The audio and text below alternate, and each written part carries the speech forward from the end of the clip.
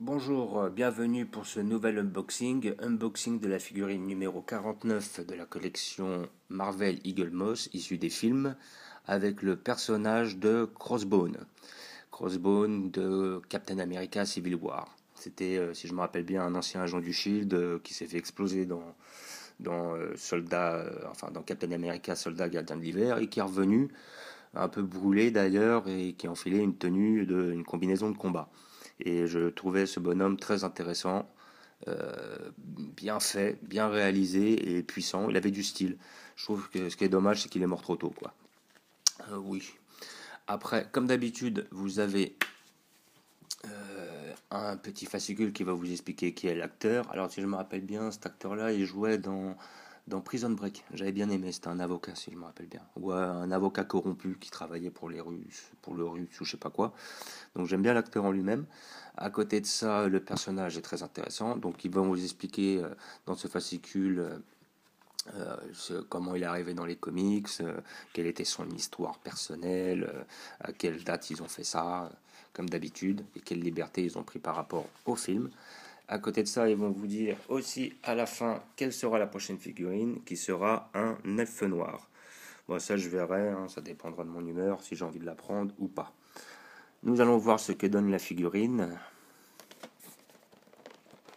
Comme d'habitude, vous avez le petit papier qui atteste de l'authenticité du personnage.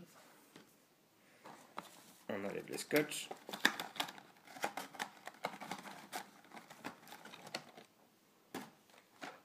Alors, verdict. Eh ben, elle est terrible. Elle est parfaite. Rien à redire. Effectivement, il n'y a pas beaucoup de couleurs, mais en tout cas, les détails sont vraiment impressionnants.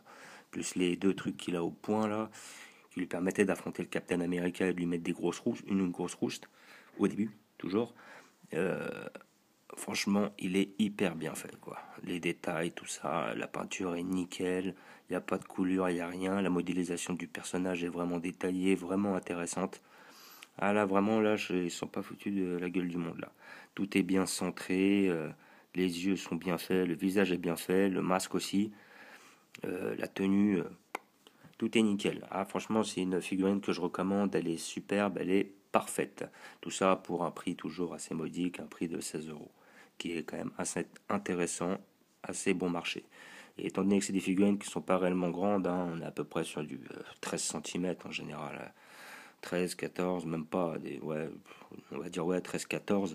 C'est des figurines qui ne prennent pas beaucoup de place, donc vous pouvez en avoir pas mal. Si vous avez une étagère, vous les mettez toutes dessus et ça donne, ça donne. Bref, je vous remercie d'avoir regardé et puis je vous dis à très bientôt.